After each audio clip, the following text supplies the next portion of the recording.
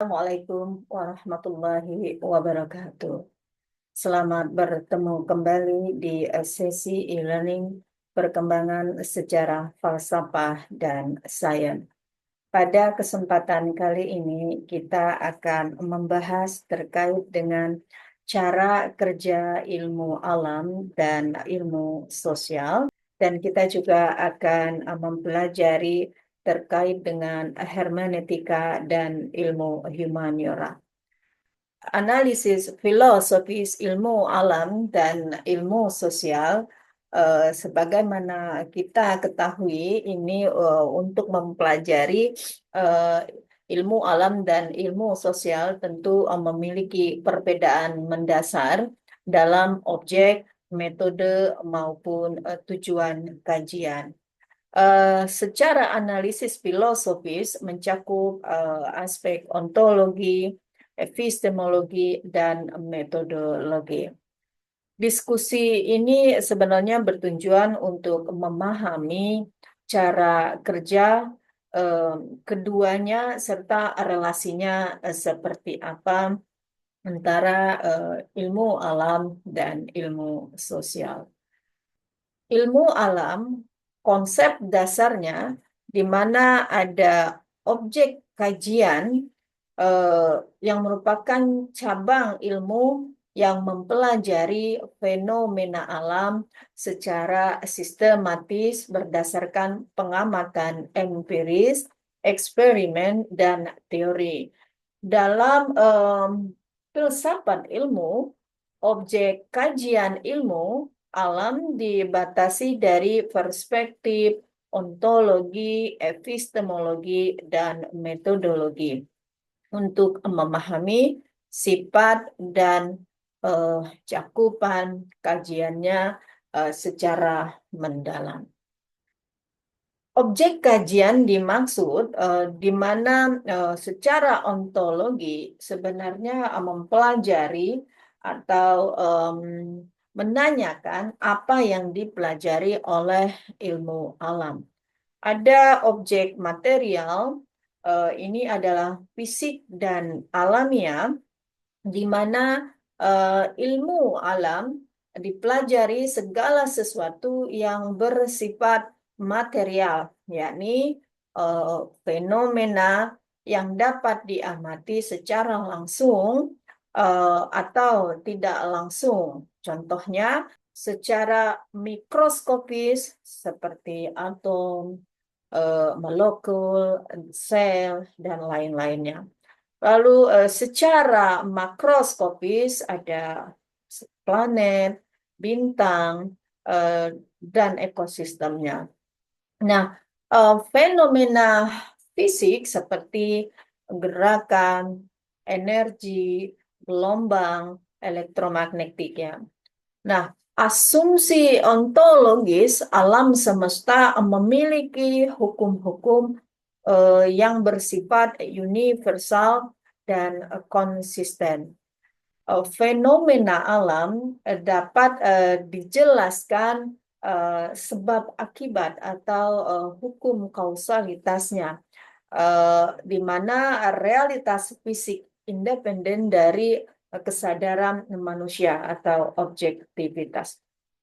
Contoh bidang studi ada fisika, di mana memahami sifat dan perilaku materi dan energi. Lalu ada kimia, kajian tentang struktur, sifat, dan reaksi materi.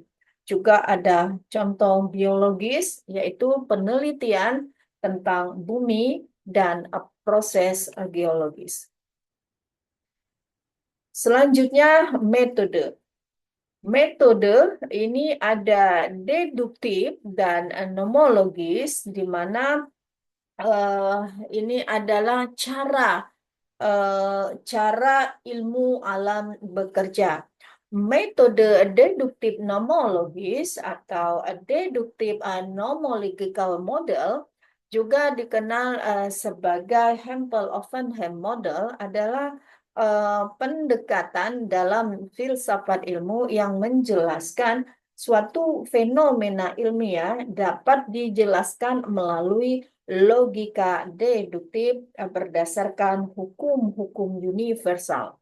Model ini dikembangkan oleh Carl Gustav Hempel dan Paul Ovenen pada tahun 1948 dan menjadi salah satu model yang paling berpengaruh dalam filsafat ilmu di abad ke-20.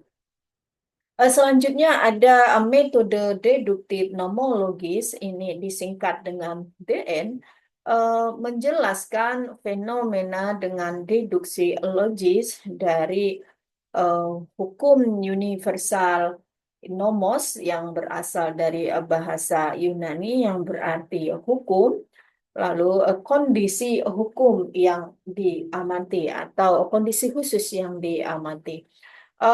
Tujuan dari model ini atau metode ini sebenarnya untuk menjelaskan bahwa suatu peristiwa terjadi karena sesuai dengan hukum universal tertentu dan kondisi awal yang relevan. Contohnya terkait dengan fenomena bola jatuh ke tanah gitu ya.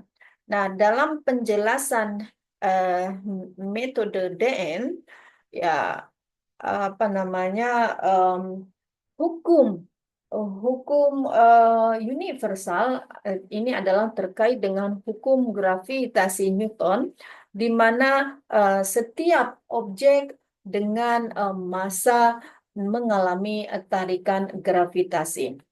Lalu kondisi khusus bola itu dilepaskan dari ketinggian di mana pada ketinggian tertentu itu tanpa hambatan. Kesimpulan deduktifnya bola akan jatuh ke tanah karena tarikan gravitasi. Nah, ciri-ciri utama dalam metode DN ini bersifat deduktif, di mana penjelasan deduktif ini berasal dari logika deduktif, di mana kesimpulan explanandum harus secara logis mengikuti hukum dan kondisi awal. Selanjutnya juga menggunakan hukum universal harus bersifat umum dan tidak terbatas pada kasus tertentu. Lalu juga dia harus empiris dan teruji. Nah, penjelasan ilmu harus didasarkan pada hukum-hukum yang dapat diuji secara empiris. Sebelumnya kita sudah banyak mempelajari masalah empiris dan rasionalitas dan positivisme. Nah, di mana empiris ini digunakan untuk pembuktian penjelasan secara ilmiah. Lalu ada prediktif dan retrodiktif. Retrodiktif. Nah, metode DN ini dapat digunakan untuk memprediksi fenomena masa depan atau menjelaskan fenomena masa lalu atau retrodiktif. Contoh dalam penerapan metode DN ini ilmu alam di mana fenomena air mendidih contohnya ya, air mendidih pada suhu 100 Celcius di permukaan laut. Nah, penjelasan dengan metode DN hukum universal, titik didih air ditentukan oleh tekanan atmosfer, di mana kondisi tekanan atmosfer di permukaan laut adalah 1 atm atau atmosfer, sehingga kesimpulan deduktifnya air mendidih pada suhu 100 Celcius. Nah, untuk eksperimen dan observasi, di mana eksperimen definisinya adalah metode ilmiah yang melibatkan pengujian hipotesis dengan memanipulasi variabel tertentu dalam kondisi yang terkontrol untuk mengamati efeknya. Nah, ini biasanya sering digunakan dengan metode kuantitatif, di mana menggunakan variabel-variabel. Nah, karakteristik dari eksperimen ini memang dia untuk mengontrol variabel ya, tadi yang dimaksud di sini memanipulasi tadi ya, dan ada pada kondisi tertentu variabel tersebut dapat dikontrol. Nah, di sini peneliti mengontrol kondisi untuk memastikan bahwa hasil karya dipengaruhi oleh variabel yang diuji. Contoh, dalam eksperimen biologi, lingkungan laboratorium digunakan untuk mengontrol suhu, cahaya, kelembaban. Lalu ada variabel, selain tadi fungsi mengkontrol, juga ada variabel yang digunakan dalam metode eksperimen ini, di mana variabel itu ada variabel independen, faktor yang dimanipulasi, contoh jumlah pupuk yang diberikan kepada atau pada tanaman. Lalu ada variabel dependen, di mana hasil atau efek yang diamati tinggi tanaman setelah pemberian pupuk. Lalu ada variabel kontrol, faktor yang diduga konstan untuk memastikan validasi hasil. Jadi variabel itu ada variabel independen, ada variabel dependen, lalu ada variabel kontrol. Ini semuanya menggunakan atau ciri dari metode eksperimen. Lalu ada replikasi, di mana replikasi ini sebenarnya eksperimen yang juga dilakukan berulang-ulang untuk memastikan hasil yang konsisten.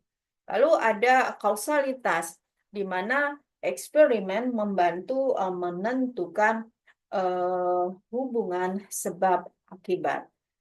Kelebihan pada metode eksperimen ini memberikan bukti yang lebih kuat tentang hubungan sebab akibat yang juga dapat dilakukan dalam kondisi terkontrol, mengurangi pengaruh faktor luar. Ya, tentu hasilnya juga dapat diulang untuk menguji validitas.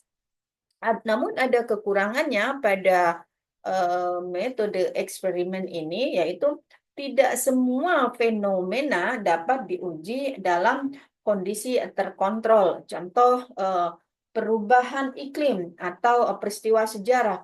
Susah ya kita mengontrol walaupun sudah ada perakiraan cuaca dari hasil eksperimen, tapi kita tidak bisa mengontrol cuaca itu dengan mudah berubah dan kita tidak bisa mengontrol cuaca sesuai keinginan. Nah, eksperimen ini juga dilakukan di laboratorium yang mungkin juga tidak mencerminkan kondisi alami. Teman-teman peneliti yang melakukan penelitian, melakukan eksperimennya di satu kondisi, bisa di luar maupun di dalam laboratorium, namun bisa saja hasilnya itu tidak mencerminkan kondisi alami. Lalu untuk observasi, di mana definisi observasi ini adalah metode ilmiah yang melibatkan pengamatan terhadap fenomena tanpa memanipulasi variabel. Nah, kalau tadi eksperimen itu ada kata kunci manipulasi variabel kontrol gitu ya. Nah, pada observasi ini sebaliknya dia tidak bisa menggunakan manipulasi variabel karena memang pengamatan langsung gitu ya di lapangan gitu ya. Nah, Ada beberapa karakteristik dari observasi. Yang pertama, naturalistik, artinya dilakukan dalam lingkungan alami tanpa campur tangan peneliti. Contoh, mengamati perilaku hewan di habitat aslinya. Mungkin teman-teman sering menonton di Net Geo Channel gitu ya. Nah, itu yang hewan-hewan sering diteliti oleh peneliti dokter hewan. Nah, tidak bisa diintervensi oleh peneliti ketika dia melihat lingkungan atau habit hewan-hewan asli hewan tersebut gitu ya. Nah, itu naturalistik seperti itu ya. Lalu deskriptif ini fokus pada mendokumentasikan apa yang terjadi eh, apa fokus pada mendokumentasikan apa yang terjadi daripada menjelaskan hubungan sebab akibat. Ya, kita banyak mendeskripsikan gitu ya, menjelaskan gitu ya. Tapi eh, kurang untuk melihat hubungannya gitu ya, sebab akibatnya. Poinnya di sini kita mendokumentasikan apa yang kita dapatkan seperti itu yang kita jelaskan. Eh, Lalu em, karakteristik observasi ini juga berbasis data, di mana dilakukan atau data dikumpulkan melalui indera manusia atau alat bantu seperti kamera, teleskop, atau mikroskop. Nah, jenis-jenis observasi ini juga dibagi. Ada observasi partisipan, di mana peneliti terlibat langsung dalam lingkungan yang diamati. Contoh, seorang antropolog hidup bersama suku asli untuk memahami budaya mereka. Lalu ada observasi non-partisipan, di mana peneliti hanya mengamati tanpa berpartisipasi. Lalu ada juga observasi sistematis, di mana data dicatat dengan pendekatan terstruktur, misalnya melalui checklist atau pengkodean perilaku.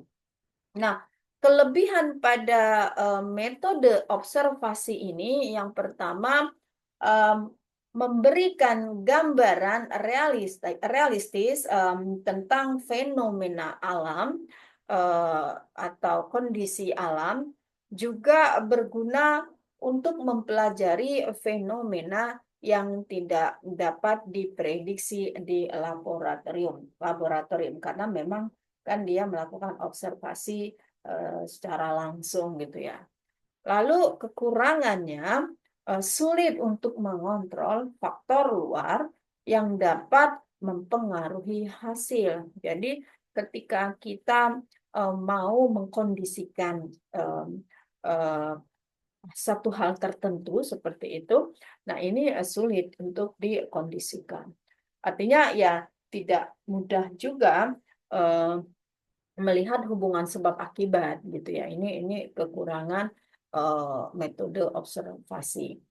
Selanjutnya kita masuk kepada metode matematisasi, di mana metode ini secara definisi adalah proses menyusun, eh, menganalisis, atau memodelkan fenomena yang menggunakan bahasa dan struktur matematika seperti angka, fungsi, persamaan, atau grafik, di mana tujuan utama adalah menyederhanakan realitas kompleks sehingga dapat dipelajari dan dipahami secara kuantitatif serta sistematis. Nah, peran matematisasi dalam ilmu pengetahuan, yang pertama untuk ilmu pengetahuan alam, contoh fisika misalnya, bagaimana fenomena spesifik seperti gerak hukum Newton, gravitasi, dan elektromagnetis dimodelkan dengan persamaan matematika. Lalu ada kimia, di mana reaksi kimia dimodelkan menggunakan hukum stoikiometri dan termodinamika. Astronomi contohnya ini untuk memprediksi orbit planet dan bintang yang didasarkan pada model matematika. Nah, matematisasi ini juga digunakan untuk ilmu sosial, contoh di ilmu ekonomi gitu ya. Ini model matematika digunakan untuk mempelajari perilaku pasar, seperti penawaran, permintaan, contohnya juga utilitas dalam teori ekonomi mikro. Dan di ilmu sosiologi ini juga mempelajari terkait dengan statistik yang digunakan untuk menganalisis pola perilaku masyarakat. Nah, untuk ilmu teknologi dan komputasi misalnya ya, ini matematisasi ini juga digunakan untuk mengembangkan algoritma dan simulasi komputer. Contohnya kecerdasan buatan dan pembelajaran mesin ini didasarkan pada model matematika seperti regresi dan jaringan saraf buatan. Ada 3 jenis dari matematisasi ini. Yang pertama, deskriptif. Ini menggunakan matematika untuk menggambarkan fenomena. Contoh deskriptif untuk menunjukkan distribusi populasi. Lalu prediktif. Nah, di sini sebenarnya eh, apa ada yang normatif gitu ya. Ini menggunakan model matematika untuk memprediksi hasil masa depan. Contohnya model cuaca yang dapat memprediksi pola iklim yang berdasarkan data sebelumnya. Lalu matematisasi ini juga eh, menggunakan matematika untuk menentukan aturan atau keputusan optimal. Contoh, teori permainan dalam pengambilan keputusan. Ada beberapa tahap dalam matematisasi. Yang pertama adalah abstraksi. Ini mengidentifikasi aspek penting dari fenomena dunia nyata. Contohnya apa? Dalam fisika kita mempelajari gerak benda yang diidentifikasikan sebagai perubahan posisi terhadap waktu. Lalu formalisasi ini menerjemahkan fenomena tersebut ke dalam bahasa matematika. Contoh penyusunan persamaan dengan kecepatan rata-rata. Ada juga matematisasi untuk analisis ya.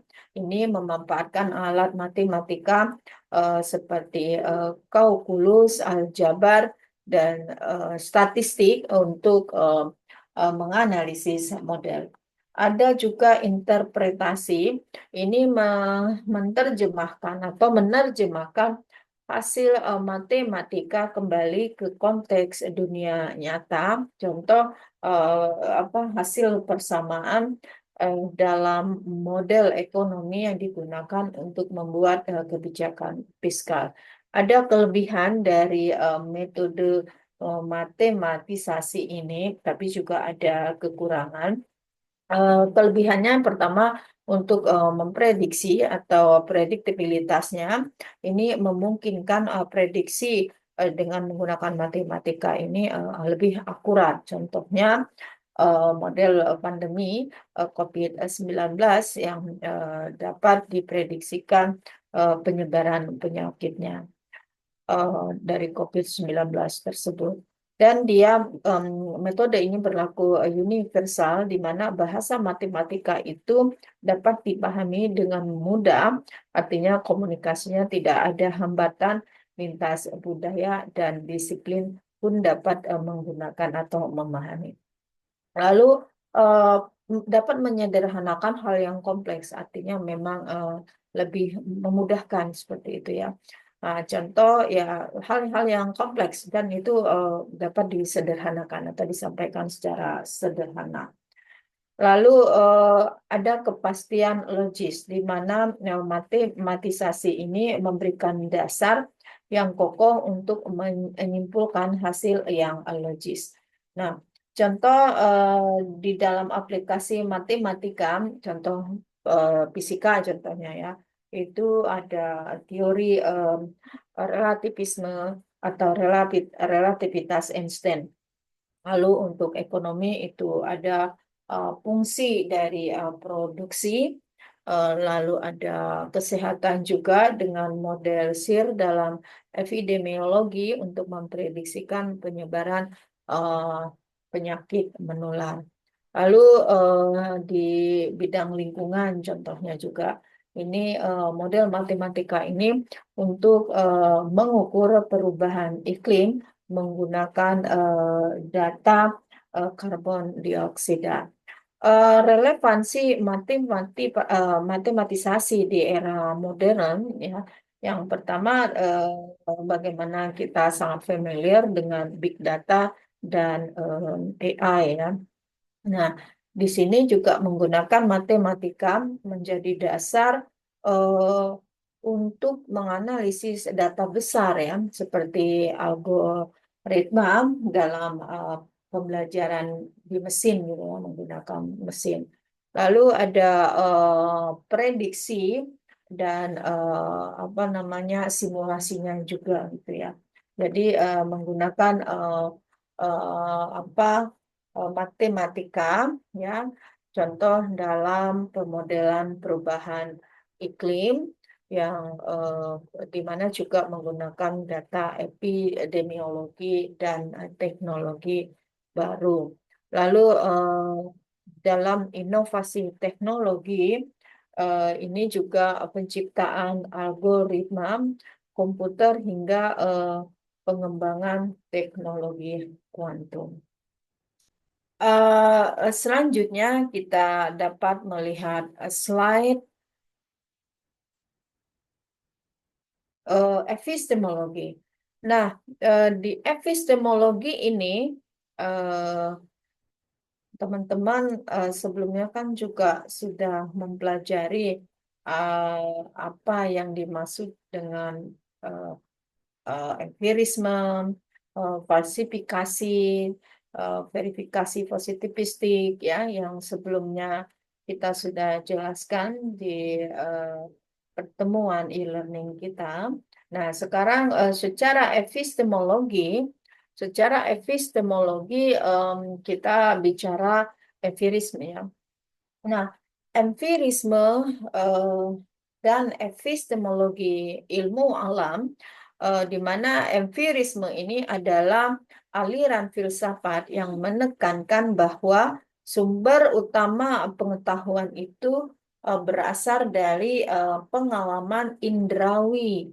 Jadi sense experience ya dalam apa namanya konsep epistemologi ilmu alam. Empirisme ini menjadi dasar bagi metode ilmiah yang mengandalkan observasi, eksperimen, dan pembuktian ya melalui data tentunya data empiris ya. Empirisme ini juga menjadi salah satu fondasi utama dalam memahami bagaimana ilmu berkembang dan bekerja. Nah, sebelumnya kita juga sudah banyak membahas apa itu empirisme seperti itu ya. Nah, di eh, di pengertian empirisme ini eh, yang pertama empirisme itu berpendapat bahwa semua pengetahuan manusia berasal dari pengalaman dan persepsi. Nah, di mana asumsi dasarnya gitu ya, pikiran manusia itu pada dasarnya seperti tabula rasa. Ini konsep dari John Locke ya, yang sudah kita bahas panjang di tokoh pemikiran John Locke yang berasal dari Inggris. Dan tabula rasa ini adalah halaman kosong atau kertas kosong gitu ya, di mana semua ide atau konsep berasal dari interaksi dengan dunia melalui panca indera. Artinya apa yang dilihat gitu ya, pengalaman yang dilihat ya. Nah, itu yang dilukiskan atau yang ditulis dalam kertas kosong atau tabula rasa tersebut. Nah, tidak ada pengetahuan yang dianggap valid tanpa pembuktian melalui pengalaman langsung. Nah, begitu juga dengan beberapa eh, tokoh atau aliran filsafat di era modern yang semuanya membutuhkan validasi untuk pembuktian atau kesahihan dari ilmu pengetahuan tersebut. Tokoh-tokoh empirisme itu ada John Locke, ada James Berkeley, ada David Hume. Untuk John Locke sendiri sudah kita bahas banyak ya tentang John Locke. Nah, hubungan empirisme dan ilmu alam ya, empirisme dan ilmu alam ya, di mana pengamatan sebagai dasar pengetahuan, ilmu alam ini tergantung pada observasi fenomena alam. Contohnya eh, eh, eh, filosof Galileo mengamati pergerakan benda untuk mengembangkan hukum gerak. Lalu ada Darwin mengumpulkan data tentang spesies yang didapat dari berbagai lokasi untuk menyusun teori evolusi.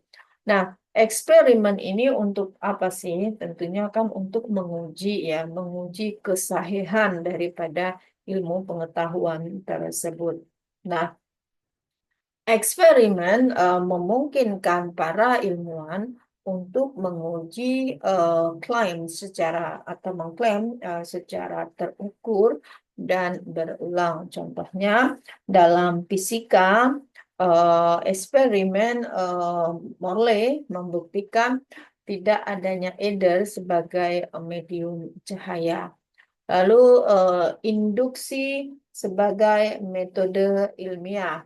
Nah, di mana metode induktif adalah pendekatan yang khas dalam empirisme, yaitu menarik kesimpulan umum dari pengamatan spesifik. Contohnya, setelah mengamati air mendidih pada suhu 100 Celcius di berbagai kondisi, para ilmuwan apa menyimpulkan bahwa ini adalah sifat umum atau karena ada tekanan atmosfer normal. Nah, data sebagai bukti final. Nah, eh, dengan empirisme ini ya, ya mau tidak mau bermainnya di data, di mana dikatakan semua klaim dalam ilmu alam ya harus didukung oleh data empiris yang dapat diverifikasi. Jadi ya datanya ada tapi dapat diverifikasi ya. Kalaupun datanya ada tapi tidak terverifikasi ya juga tidak bisa dipercaya. Nah, contoh misalnya penemuan planet ya, planet-planet Neptunus misalnya. Nah, ini kan didasarkan pada data pengamatan teleskopik yang konsisten, tentunya memakan waktu juga yang lama ya, yang panjang. Nah, beberapa prinsip di empirisme khususnya dalam ilmu alam adalah yang pertama reliabilitas dalam pengamatan.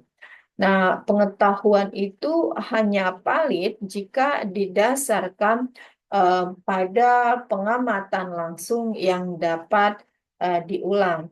Jadi, ya artinya langsung dapat diulang gitu ya. Nah, itu baru dibilang valid gitu ya.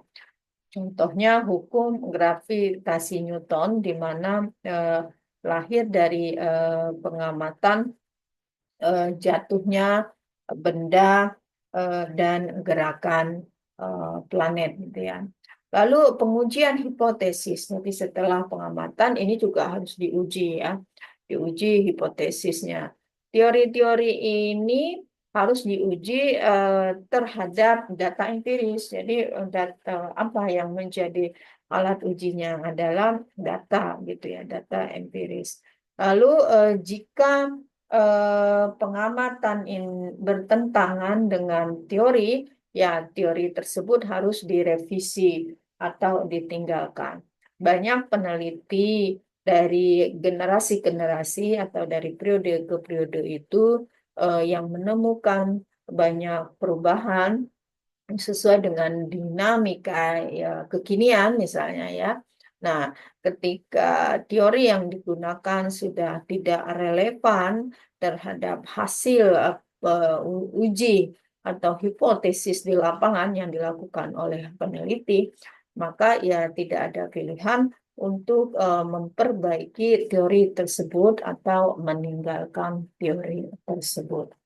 Nah, eh, ada keterbatasan juga dalam generalisasi ya, di mana empirisme ini mengakui bahwa semua kesimpulan bersifat sementara karena didasarkan pada pengamatan yang terbatas. Artinya apa? Ya, artinya em, menyadari bahwa kelemahan empirisme ini juga ada gitu ya. Walaupun memungkinkan untuk dapat divalidasi lagi, tapi kan tentu menggunakan data empiris lagi gitu ya.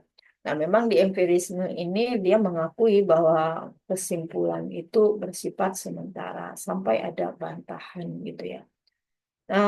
Atau temuan lain gitu ya. Nah, contohnya sebelum ditemukan ada burung putih gitu ya. Semua burung kan dianggap hitam ya. Nah, ini kan masalah induksi.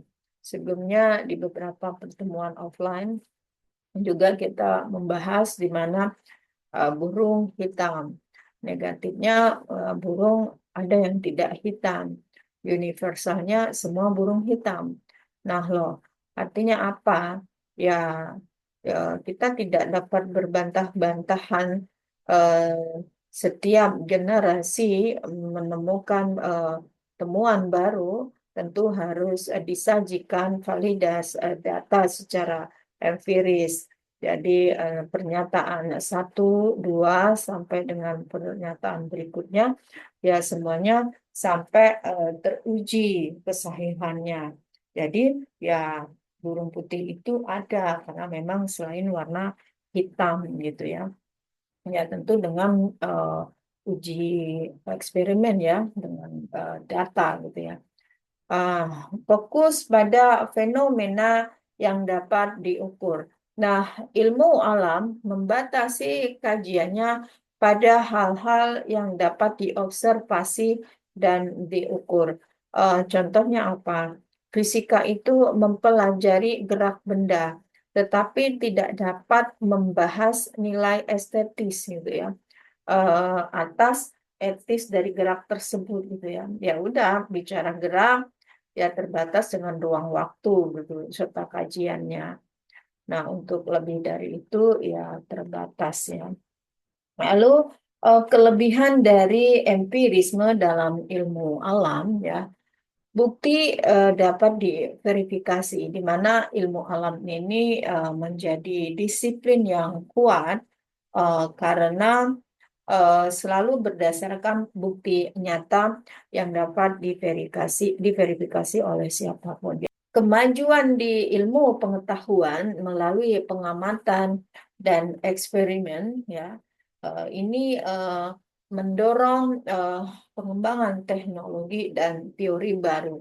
Jadi kalau kita melihat dinamika pengetahuan teknologi ya terbaru saat ini itu luar biasa, perkembangannya pesat sekali gitu ya. Ini sekali lagi ini eh, kemajuan ilmu pengetahuan yang tentu melalui eksperimen dan berulang-ulang gitu ya. Nah, lalu ada contoh seperti penemuan DNA sebagai materi genetik adalah hasil eksperimen empiris. Lalu ada objektivitas di mana pengamatan empiris meminimalkan bias subjektif sehingga hasil penelitian itu lebih dapat dipercaya. Jadi ya ilmu pengetahuan kalau kita bicara empiris, paling tidak hal-hal yang meragukan itu bisa diminimalisir gitu ya. Ada juga kritik terhadap empirisme. Yang pertama adalah masalah induksi, di mana empirisme ini sering menggunakan metode induktif, yaitu menarik kesimpulan umum dari pengamatan khusus. Namun, seperti yang dikritik oleh David Hume, induksi ini tidak dapat menjamin kebenaran absolut. Nah, contoh fakta bahwa ya, semua angsa diamati berwarna putih. Ya, tidak menjamin bahwa angsa di dunia ini ya putih semua gitu ya. Nyatanya ada tuh angsa hitam ya di rumah saya gitu kan. Lalu mengabaikan apa konsep a priori gitu ya. Nah, empirisme ini juga mengesampingkan pengetahuan a priori, pengetahuan yang tidak tergantung pada pengalaman seperti logika dan matematika. Kita juga sudah banyak membahas tokoh yang bicara tidak mempercayai a priori, ya. Ada Thomas Hobbes, ada Immanuel Kant, ya. Mereka berusaha untuk tidak langsung mempercayai hal yang a priori gitu ya, kebenaran a priori gitu ya. Nah, kalau di sini contoh apa matematika seperti 2 ditambah 2 sama dengan 4. Nah, itu kan nggak bisa didasarkan pada pengamatan empiris ya. Ya, namanya esensi ilmu alam ya.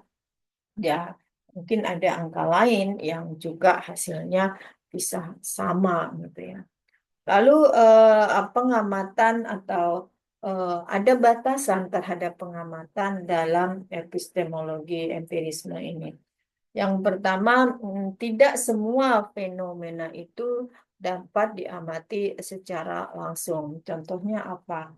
Ada apa namanya em, subatomik yang hanya dapat dideteksi gitu ya. Eh, apa efeknya, tapi kan juga nggak bisa diamati langsung gitu ya. Lalu ketergantungan pada alat. Sebagaimana kita ketahui, teknologi juga sangat tergantung kepada kecanggihan daripada alat-alat teknologi ya, seperti teleskop, mikroskop, eh, itu semua juga memiliki keterbatasan ya. Eh, Ya belum bisa menjangkau sepenuhnya dalam mencari kebenaran ya, dalam mencari pembuktian gitu ya. Nah, empirisme modern ini ada penggabungan dengan rasionalisme di era modern, di mana empirisme itu tidak berdiri sendiri juga. Artinya ilmu alam menggunakan pendekatan yang menggabungkan empirisme dengan elemen rasionalisme, eh, ya perpaduan gitu ya, perpaduan yang menggunakan model teoritis gitu ya. Ya, banyak teori ilmiah seperti relativitas matematika kuantum yang melibatkan pemodelan matematis yang tidak sepenuhnya berbasis pada observasi langsung. Lalu ada kerangka deduktif dan induktif. Ini juga ilmu alam menggunakan deduksi yang berbasis logika untuk memprediksi eh, hasil eksperimen yang kemudian diuji melalui induksi. Lalu ada falsifikasi Karl Popper yang mana Popper juga menerjemahkan elemen penting bahwa teori ilmiah harus diuji ya. Dan tentu harus ada falsibelnya atau bantahannya untuk memperkuat fondasi empiris dalam ilmu alam. Karl Popper ini juga sebenarnya kan mengkritik aliran positivismenya Auguste Comte ya, ya dengan eh, apa falsifiable-nya ini ya dengan oh tidak bisa juga empirisme itu menggunakan verifikasi data. Ada bantahan juga yang tentu perlu diperkuat oleh empirisme atau menjadi fondasi empirisme. Itu dengan konsep falsifikasi ala Karl Popper. Di dunia atau di ilmu alam itu ada fisika contohnya. Nah, ini kan dia menemukan hukum gerak Newton ya, itu melalui pengamatan fenomena mekanis. Lalu ada biologi misalnya, nah menggunakan mikroskopis tadi ya. Lalu kimia juga ada percobaan yang membuktikan hukum kekekalan massa. Nah, falsifikasi Karl Popper ini juga penting ya dalam filsafat ilmu, khususnya dalam epistemologi ilmu alam.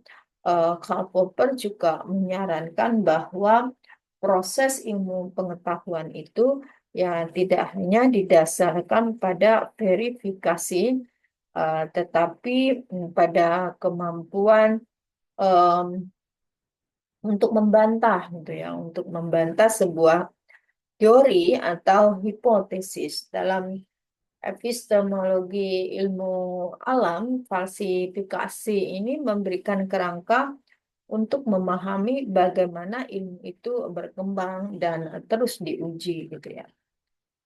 Em, Falsifikasi itu sebenarnya sebuah teori ilmiah ya, apa eh, yang untuk pembuktian gitu ya melalui pengamatan atau eksperimen, di mana konsep Karl Popper ini mengatakan bahwa ya teori ilmiah juga tidak bisa diverifikasi secara mutlak gitu ya. Sebagaimana dia juga mengkritisi aliran positivisme gitu ya, yang berdasarkan empiris gitu ya, kesahihan yang diuji hanya melalui data ilmiah empiris gitu ya. Ya, sebagaimana kita ketahui kan yang namanya pengamatan juga ya tidak terbatas. Ya, namun memang secara teori semuanya eh, perlu pencarian bukti ya. Nah, maka dari itu nggak apa-apa kalau dalam pengujian atau apa namanya pembuktian itu bertentangan dengan yang sedang diuji ya. Itu tidak apa-apa ya dengan konsep falsifikasi ini.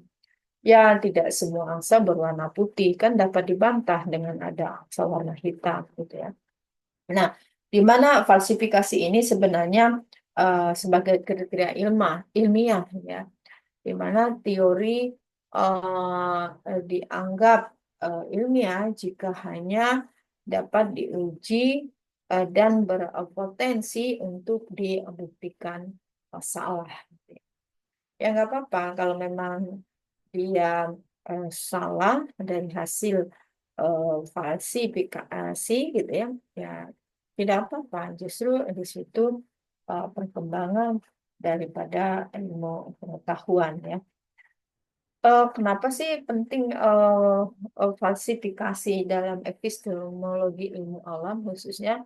Yang pertama itu melawan verifikasisme gitu ya, di mana verifikasi positivisme logis ini dominan dalam ilmu alam, sehingga ya benar-benar perlu verifikasi melalui pengamatan gitu ya. Nah, di sini sebenarnya Popper juga mengkritik tidak mungkin juga ya melakukan pengamatan gitu ya yang tak terbatas untuk memastikan kebenaran teori gitu. Nah, sebaliknya falsifikasi ini menekankan bahwa eh, satu bukti yang bertentangan cukup untuk menggugurkan teori. Lalu em, ilmu sebagai proses dinamis, di mana falsifikasi menjelaskan ilmu pengetahuan itu tidak absolut melalui dinamis ya. Hipotesis awal misalnya diajukan karena ada pengalaman awal ya, lalu ketika diuji, dieksperimenkan, dilakukan untuk membantah dari teori tersebut. Nah, apa hasilnya digunakan untuk perbaikan teori jika terbantahkan. Ya, silakan diciptakan teori baru dengan memverifikasi teori atau kajian lamanya. Nah, di sini ada pemisahan ilmu dan pseudodesign ya, pseudosains gitu ya, pseudosains. Falsifikabilitas ya menjadi alat juga untuk memisahkan sains gitu ya, di mana sains kan dapat memprediksi, eh, dapat diuji, dapat dibantah ya. Contoh relativitas Einstein dalam dalam memprediksi kelenturan cahaya oleh gravitasi ya, yang kemudian diuji dan terbukti. Nah, lalu Sode Sayan ini membuat klaim yang tidak bisa dibantah. Contohnya eh, astrologi eh, sering memberikan ramalan yang terlalu umum gitu ya, sehingga tidak dapat diuji atau dibuktikan salah. Ada proses juga di fase apa di falsifikasi dalam ilmu alam. Yang pertama ya harus menyusun hipotesis ya, lalu eh, membuat prediksi spesifik, lalu melakukan eksperimen, juga mencari eh, potensi dari falsifikasi tersebut. Contohnya apa saja sih dalam ilmu alam gitu ya? Ya contohnya teori relativitas Einstein gitu ya. Lalu ada teori Newton juga dalam eh, dan penyimpangan orbit Merkurius gitu ya, orbit-orbit Merkurius gitu ya. Lalu ada teori evolusi juga. Ada kekuatan, namun ada kelemahan juga dalam falsifikasi ini ya, epistemologi falsifikasi ini. Lah kekuatannya memang mengutamakan kejujuran ilmiah. Jadi memang ya, ada menghindari dogma gitu ya, di mana ilmuwan itu memang diajak untuk terus mengunci teori, bukan sekedar mempercayainya. Ya ada tantangan lah ya untuk menguji teori-teori yang ada, mencari teori baru dengan bantahan-bantahan juga. Lalu mendorong inovasi. Ya, jika terbantahkan kan ilmuwan gitu ya terdorong ya untuk mencari teori baru ya yang lebih baik. Lalu memisahkan ilmu dan dogma. Ya, jadi kalau kita eh, percaya saja tanpa ada pembuktian gitu ya, ya itulah yang dinamakan dogma gitu ya. Nah, dalam hal ini kan itu dibedakan dengan ilmu. Nah, teori yang benar-benar ilmiah ya, yang apa terhindar dari klaim atau yang tidak dapat diuji, ya di sini kita dapat bedakan gitu ya. Itu ilmu atau dogma gitu ya. Dalam falsifikasi juga ada keterbatasan. Yang pertama, teori itu sangat kompleks ya, sehingga banyak sekali teori ilmiah dari beberapa asumsi pendukung. Jika eh, teori gagal atau sulit menentukan mana yang salah gitu ya. Nah, itu kalau misalnya teori kita gagal atau bantahan gagal ya, dan cukup merepotkan untuk menentukan mana yang salah atau yang benar atau dapat dipercaya. Lalu ilmu historis ya, artinya di mana teori tentang masa lalu, misalnya teori evolusi atau asal-usul alam semesta gitu ya, akan juga sulit difalsifikasi, yang dibantah gitu ya, mencari apa namanya pembuktian dengan bantahan baru gitu ya. Karena keterbatasan terhadap pengamatan langsung gitu. Lalu dalam konteks eksperimen, eh, di mana ada kegagalan juga bereksperimen, tidak selalu um, teori itu benar atau salah, bisa saja ada masalah dalam desain eksperimen atau kondisi lainnya.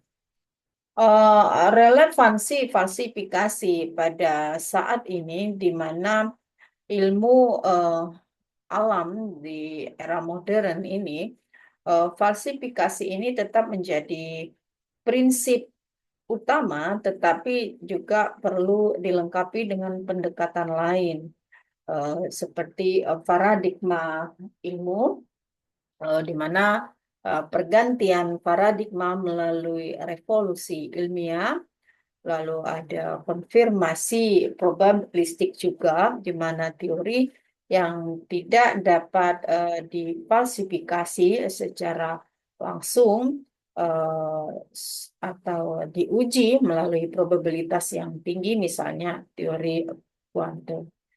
Nah, kesimpulan contoh falsifikasi ini juga dalam epistemologi ilmu alam mengajarkan bahwa ilmu adalah proses ya yang dinamis, yang selalu terbuka juga untuk ilmu pengetahuan gitu ya.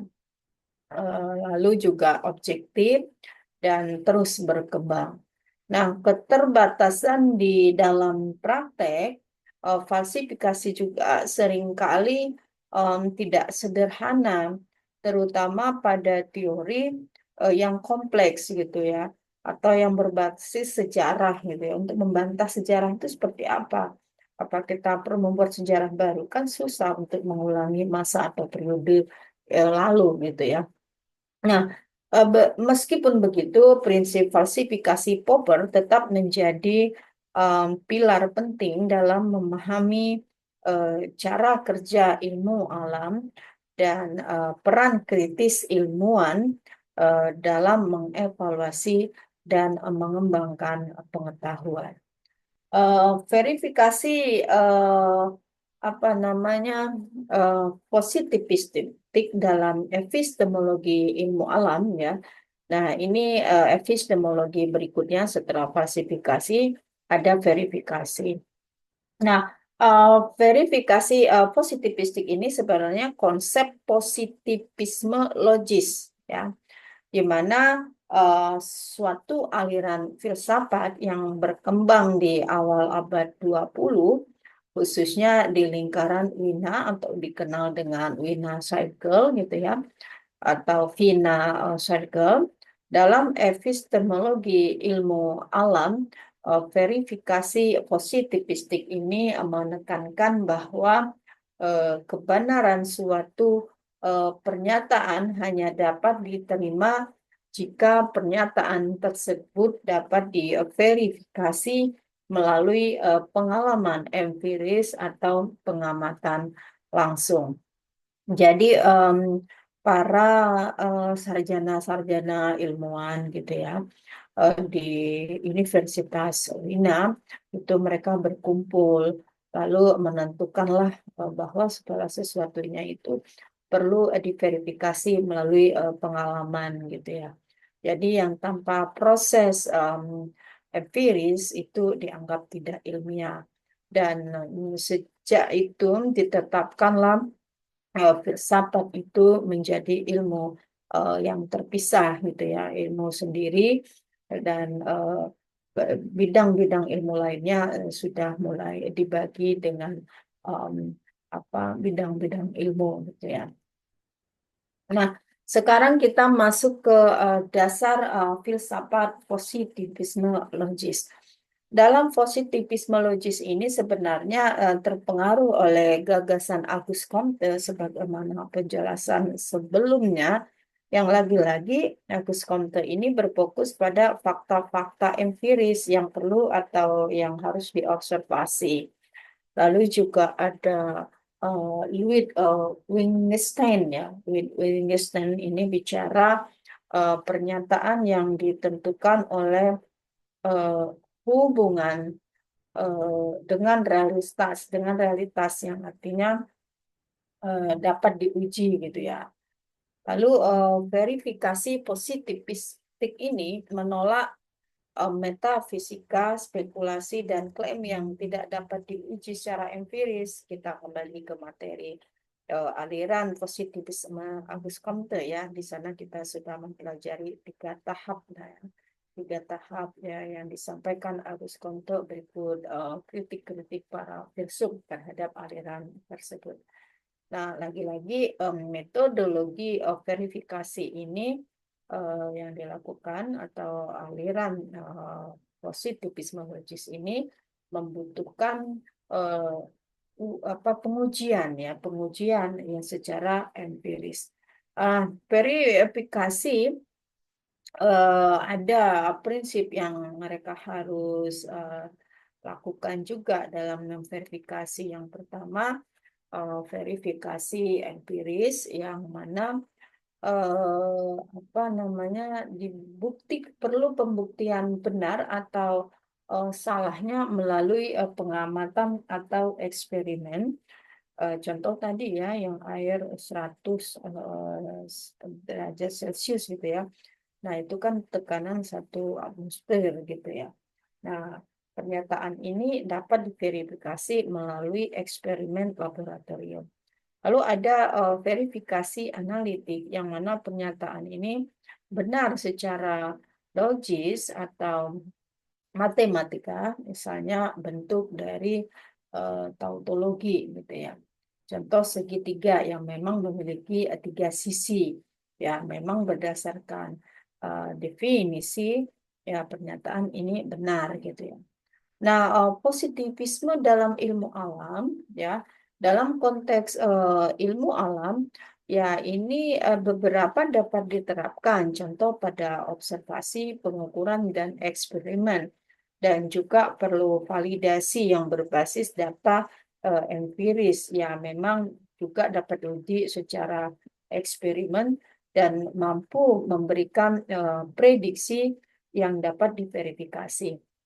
Nah, contoh penerapannya ya hukum gravitasi Newton seperti itu ya. Ini kan dapat diverifikasi melalui pengukuran gerak benda di bawah pengaruh gravitasi. Lalu teori elektromagnetik dari Maxwell ya, yang juga diverifikasi melalui eksperimen terkait dengan gelombang elektromagnetik. Ada kelebihan dari verifikasi positivistik ini dalam ilmu alam. Yang pertama memang ada kepastian empiris, lalu metodologi ilmiah ini objektif, lalu juga prediktabilitas, artinya teori-teori ini dapat diverifikasi ya dengan menggunakan prediksi gitu ya, prediksi fenomena alam yang akurat.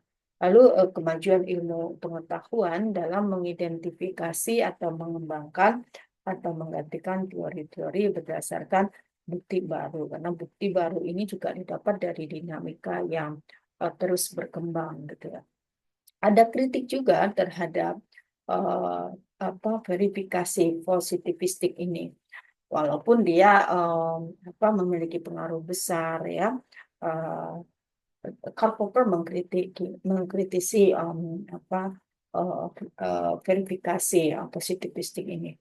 Nah, di mana ada masalah induksi, ya contoh tadi ya semua angsa berwarna putih dan setelah diverifikasi kan ada yang selain putih gitu ya, ada yang hitam. Lalu itu masalah induksi ya. Lalu masalah logis dan falsifikasi. Bahwa teori ilmiah itu juga tidak seharusnya diverifikasi, tapi ada bantahan ya. Tadi kita sudah banyak menjelaskan tentang falsifikasi gitu ya. Nah, contohnya tidak ada alien di alam semesta. Bagaimana ya menentukan atau memverifikasi secara empiris?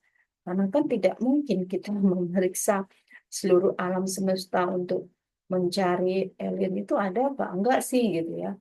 Ya sulit gitu ya.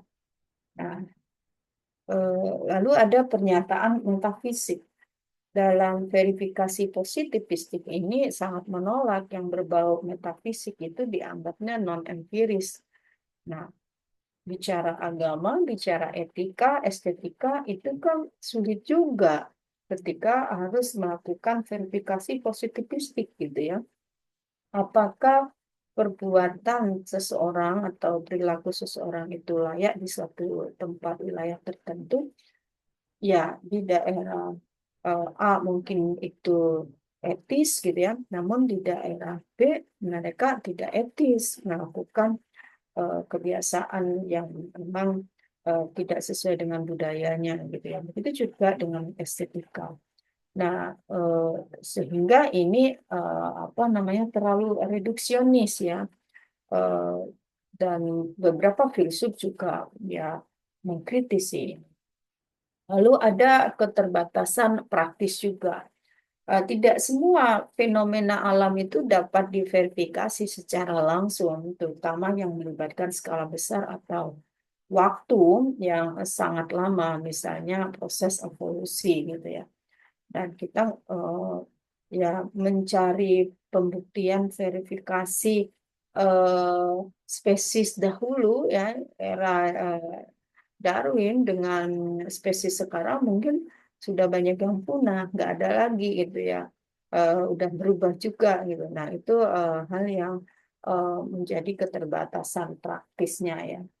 Nah, eh, perkembangan setelah ada kritik gitu ya, setelah mengalami kritik dalam terhadap positivismologis ini gitu ya. Nah, lalu ada modifikasi gitu ya. Nah, modifikasi ini sebenarnya pertama itu berupa konfirmasi ya, konfirmasi parsial, di mana eh, sebuah teori diverifikasi secara mutlak, tetapi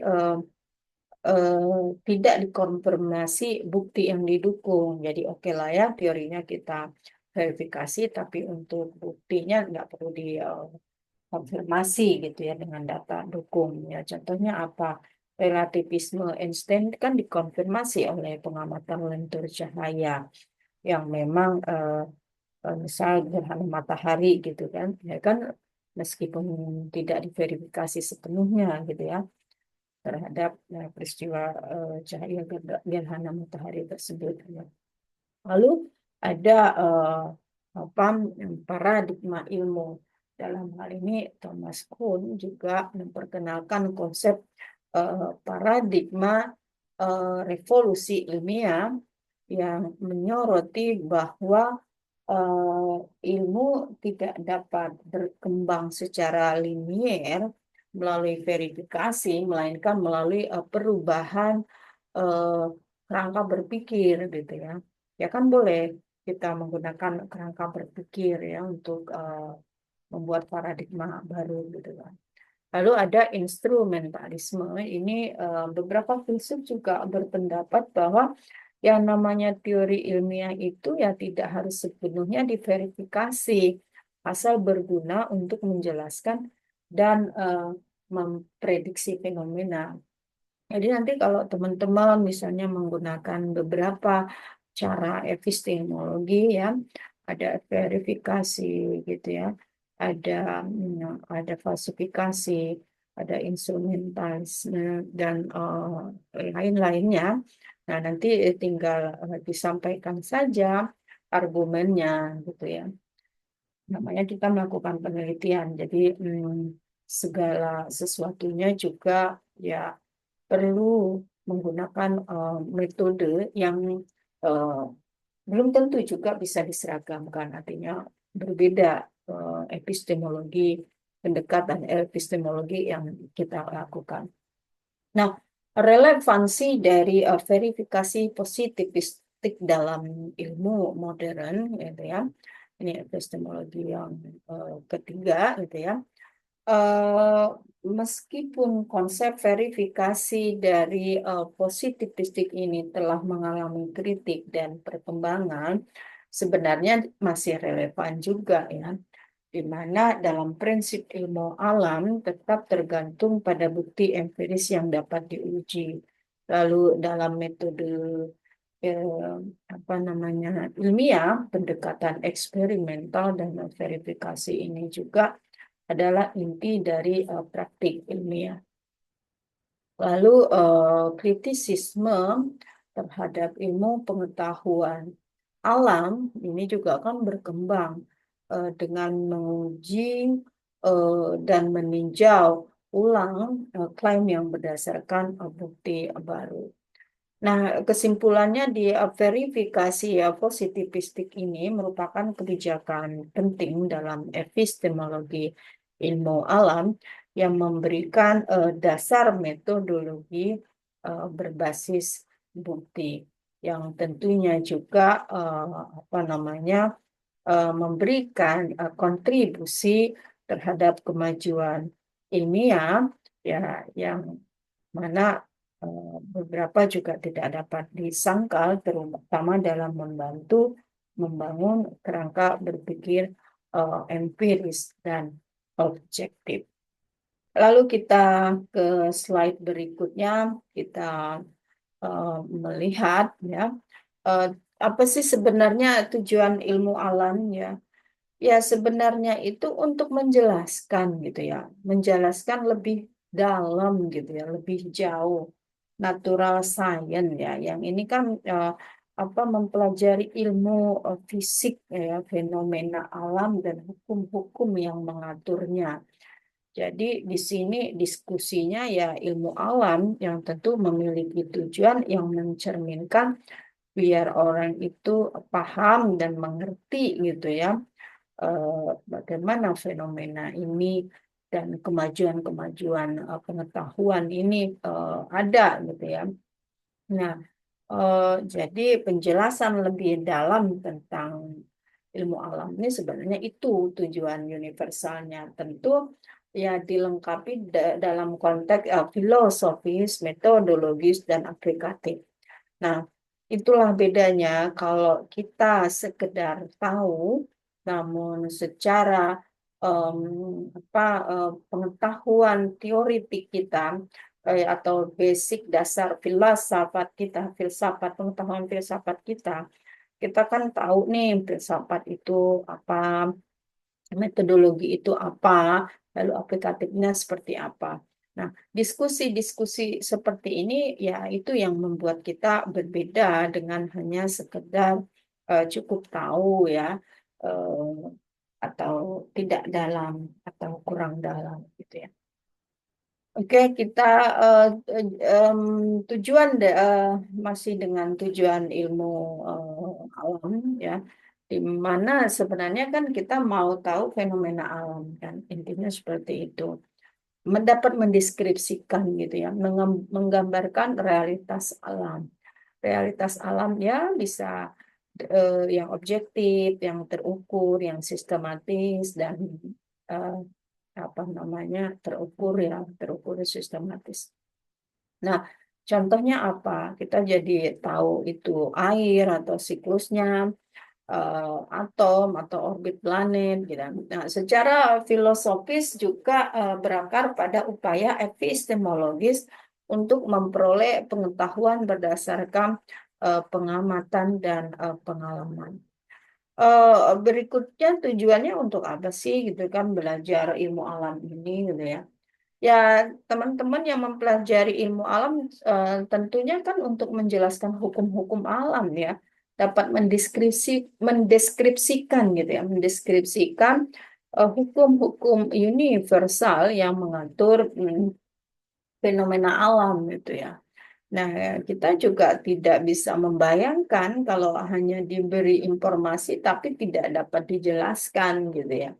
Nah, contoh tadi hukum gravitasi Newton, lalu ada hukum termodinamika atau hukum gerak planet ya, Kepler misalnya ya.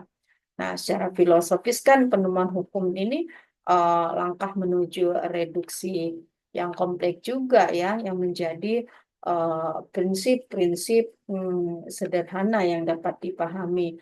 Ya, kita kan berhadapan pada berbagai latar belakang ya, apa namanya pendidikan atau latar belakang pengetahuan. Jadi sesuatu hal yang kompleks kelihatannya sulit, ya ketika tidak bisa dijelaskan dengan sederhana, ya tambah sulit jadinya gitu ya. Nah, maka teman-teman yang mempelajari ilmu alam atau yang bergerak di bidang ilmu alam ini yang harus memberikan penjelasan sesederhana mungkin yang dapat dipahami oleh masyarakat banyak atau masyarakat luas gitu ya. Nah, selanjutnya juga tujuan dari ilmu alam ini ya untuk membuat prediksi. Sekali lagi manfaat semua ilmu bermanfaat, khusus pada ilmu alam sudah pasti untuk membuat prediksi yang berdasarkan apa namanya fenomena alam ini gitu ya. Ya, contohnya perakiraan cuaca, gempa bumi, lintas benda langit. Dengan cara apa? Dengan metodologi yang seperti apa? Ya, prediksi tentu diuji secara ilmiah ya melalui eksperimen dan pengamatan untuk memastikan keakuratannya. Ya, eksperimen ini bisa dilakukan in and out ya, di dalam maupun di luar ruangan gitu ya, atau di luar laboratorium. Eh, Lalu tujuan dari ilmu alam ini juga apa untuk mengontrol gitu ya, untuk mengaplikasikan pengetahuan ya yang jelas kita dapat mendeskripsikan tujuan dengan menggunakan ilmu pengetahuan yang diperoleh dengan mengontrol fenomena alam dan kepentingan manusia. Nah, contohnya ya bagaimana pemanfaatan listrik, pengembangan obat-obatan, dan banyak contoh lain lagi yang tentu juga memanfaatkan teknologi itu ya. Nah, secara etis juga pemanfaatan ilmu alam ini juga apa perlu pertimbangan juga secara aksiologi atau nilai-nilai untuk memastikan penggunaan ilmu alam ini memberikan manfaat yang maksimal atau berdampak gitu ya, eh, eh, yang baik gitu ya, atau mengurangi resiko atau meminimalkan resiko.